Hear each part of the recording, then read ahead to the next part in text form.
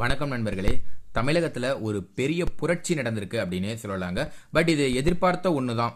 நிறைய மக்கள் எப்போவுமே பார்த்தீங்கன்னா நம்ம ஊரில் ஒரு விஷயம் பார்க்கப்பட்டு வருது. என்ன முக்கியமான அந்த விஷயம்னா, எப்போவுமே திமுகவுக்கு நிறைய மக்கள், அதாவது அவங்களுக்கு பேக்ரவுண்டாக இருக்கட்டும், உள்ளூரில் அந்தந்த கிராமங்களில் பார்த்தீங்கன்னா கட்டமைப்பு நல்லா இருக்குது அப்படிங்கிற மாதிரி இருக்கும். அதே போல தான் அதிமுகவுக்கும் ஓரளவுக்கு நல்ல கட்டமைப்பு இருக்குது அப்படிங்கிறது இன்பில்ட்டாக மைண்டுக்குள்ளே பில்ட் ஆயிடுச்சு. எல்லாருக்குமே பில்ட் ஆயிருக்கு.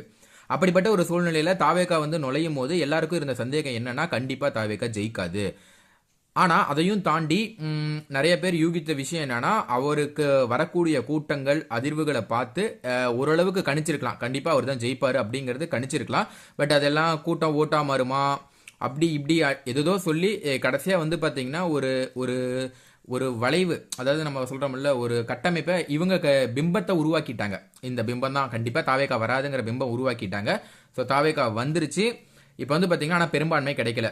சரி, ஓகேங்களா, இது வரைக்கும் எல்லாருக்குமே தெரிஞ்சிருக்கும். பட் இப்போ என்ன விஷயம் அப்படின்னு கேட்டிங்கன்னா, பெரும்பான்மை கிடைக்கலன்னா எல்லாருக்கும் இருக்க கேள்வி, விஜய் யார் கூட போவார்? உடனே அதிமுக கூட போக போகிறாரா?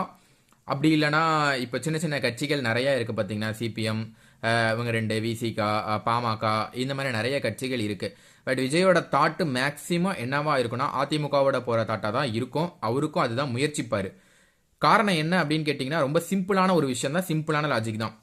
இப்போ ஒரு பெரும்பான்மையான கட்சி, இப்போ பாமக எடுத்துக்கோங்க, ஈவன் தோ எனி கட்சி, சிபிஎம்மாக இருக்கட்டும், விசிகேவாக இருக்கட்டும், தாவேகாவாக இருக்கட்டும், சரி தாவேகாங்கிற பாருங்க, இன்னும் விசிகா, சிபிஎம், இந்த கட்சி இருக்கவங்க எல்லாமே ஒரு 20க்கு மேலே தொகுதிக்கு மேலே வச்சிருந்தாங்க அப்படின்னா விஜய்க்கு பிரச்சனை கிடையாது. அந்த ஒரு கட்சியை மட்டும் கூப்பிட்டு வச்சுக்குவாரு. அவங்களுக்கு ஒரு குறிப்பிட்ட அங்கீகாரமோ ஒரு பங்கோ கொடுத்துட்டு விட்டுருவாரு. பெருசாக பிரச்சனைகள் எதுவும் இருக்காது. பட் எல்லாருக்கிட்டையும் 2, 4 இப்படி கொஞ்சம் சின்ன சின்னதாக தான் இருக்குது. எல்லாத்தையும் நம்ம அரவணைக்கும் போது எல்லாத்துக்கும் அங்கீகாரம் கொடுக்கணும் அப்படின்னு தான் எல்லாருமே எதிர்பார்ப்பாங்க. அவங்க வராங்கன்னா எதிர்பார்ப்பாங்க. பட் ஏதோ ஒரு 6 மாதமோ ஒரு 7 மாதமோ இந்த டைம் போகும்போது ஒரு சிக்கல் ஏற்படும். யாருக்காவது அதிருப்தி ஏற்படும். கண்டிப்பாக இது நடக்கக்கூடிய விஷயம் தான். ஏன்னா உட்கட்சிக்குள்ளேயே எவ்வளவோ பூசல் நடக்குது. இப்போ வெளியிலேருந்து வரவங்க ஒரு அதிருப்தி ஏற்படும். அந்த அதிருப்தி ஏற்படும் போது அவங்க திடீர்னு நான் விலகிறேன் அப்படிங்கிற மாதிரி சம்திங் ஏதாவது ப்ராப்ளம் பண்ணாங்கன்னா அது பெரும் சிக்கல் விஜய்க்கு தான் போய் முடியும். ஸோ அதனால் அவ்வளோ சீக்கிரம் எளிதாக விஜய் பார்த்தீங்கன்னா இந்த சின்ன கட்சிகள் கிட்ட பேரம் பேச மாட்டார். அதிமுக கிட்ட போய் மேபி உங்களுக்கான அங்கீகாரமோ, உங்களுக்கான மேபி துணை முதல்வராக இருக்கட்டும், இல்லை முதல்ல பேசிக்கிட்டு இருந்தாங்கல்ல 2 ஆண்டு முதல்வர், 1 ஆண்டு முதல்வர் அப்படிங்கிற மாதிரி எனி தாட், இந்த மாதிரி பார்த்தீங்கன்னா பேசுறதுக்கான வாய்ப்பு தான் நல்லா இருக்கு. இது விஜய்க்கு நல்லதாக இருக்கும்.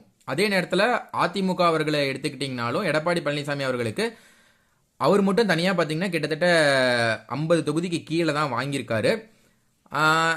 நம்ம இந்த தேர்தலில் இன்னொன்று ரொம்ப முக்கியமாக பார்க்கணும். ஒட்டுமொத்தமாக ஸ்வீப் கிடையாது யாருமே. திமுகவாக இருக்கட்டும், அதிமுகவாக இருக்கட்டும், விஜயா இருக்கட்டும். ஆக்சுவலாக அதிமுகவும் 1,30,00,000 மேலே வாக்கு வச்சுருக்காங்க. அதே நேரத்தில் பார்த்தீங்கன்னா திமுக 1,45,00,000 50க்கு மேலேயோ வாக்குகள் வச்சுருக்காங்க. விஜய் 1,70,00,000 மேலே. கிட்டத்தட்ட கொஞ்சம் ஒரு முன்ன பின்ன தான் இருக்குது. விஜய் ஃபர்ஸ்ட் முறை வந்ததுனால இந்த மாதிரி கரெக்டாக வந்துட்டாரு. பட் மேபி இந்த 5 ஆண்டுகள் அவர் சரியாக பண்ணலை அப்படிங்கிற காரணத்தை முன்வைக்கும் போது இது ஒரு பேக் ட்ராப்பாக போகும். ஏன்னா இவங்க ரொம்ப பின்னாடி தள்ளி இல்லை, ரொம்ப பக்கமாக தான் இருக்காங்க. ஸோ அந்த நேரத்தில் ஒரு அதிருப்தி அலை ஏற்படுதுங்கிறப்ப விஜயால் திரும்ப பண்ண முடியாது. ஏதோ ஒரு பிரச்சனை ஏதோ ஒரு சிக்கல் ஏற்படும்.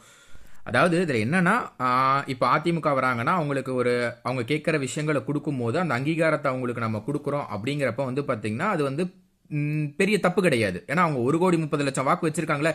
இன்கேஸ் இதே மாதிரி அதிமுக ஒருவேளை ஆட்சி அமைக்கிற மாதிரி அதிமுக நல்ல ஓட்டு வாங்கி தொங்கு சட்டசபை இருக்கும் போது விஜய் கேட்கறத அவங்க கண்டிப்பாக கொடுப்பாங்க. ஸோ அது மாதிரி அவங்க கேட்கறத கொடுக்கறது எந்த விதத்துலையும் தப்பு கிடையாது.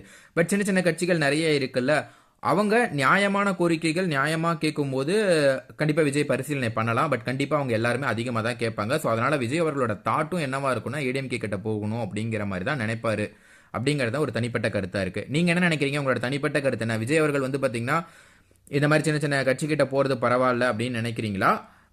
ஏன்னா யோசிச்சு பாருங்கள், காங்கிரஸ் 5 சம்திங், அதே நேரத்தில் பார்த்தீங்கன்னா பாமக 4, அந்த 9 கிடைச்சாலுமே கூட இன்னொரு கட்சியோட துணை வேணும். சிபிஎம் 2, விசிகா 2, இன்னொரு சிபிஎம் மார்க்சிஸ்ட் 2, இவங்கள எல்லாத்தையும் நம்ம சேர்க்கணும். அப்போ எவ்வளோ சிக்கல் இருக்கு பாருங்க. ஒவ்வொருத்தரும் அங்கீகாரம் கேட்பாங்க. ஒரு ஆளுக்கு 2 அமைச்சர், ஒரு அமைச்சராவது கேட்பாங்க. ஒரு அமைச்சர் கொடுங்க அப்படிங்கிற மாதிரி கேட்குறாங்க. இல்லை வேற ஏதோ ஒரு ஒரு பிரச்சனை கண்டிப்பாக நடக்கும். ஏன்னா உட்கட்சிக்குள்ளேயே அவ்வளோ நடக்குது இல்லை, இந்த மாதிரி நடக்கும். ஸோ விஜய் நல்ல முடிவாக எடுப்பார் அப்படிங்கிற மாதிரி நம்ம எதிர்பார்க்கலாம். நீங்கள் உங்களோட தனிப்பட்ட கருத்து என்ன அப்படிங்கிறத கீழே கமெண்ட்டில் பதிவு பண்ணலாம். இந்த தகவல் உங்களுக்கு பிடிச்சிருந்துச்சுனாலும் மறக்காமல் லைக் பண்ணுங்கள். இதே போல் பல தகவலை தெரிஞ்சுக்கொள்ள நம்ம சேனலை உடனே சப்ஸ்கிரைப் பண்ணுங்கள். தேங்க்யூ.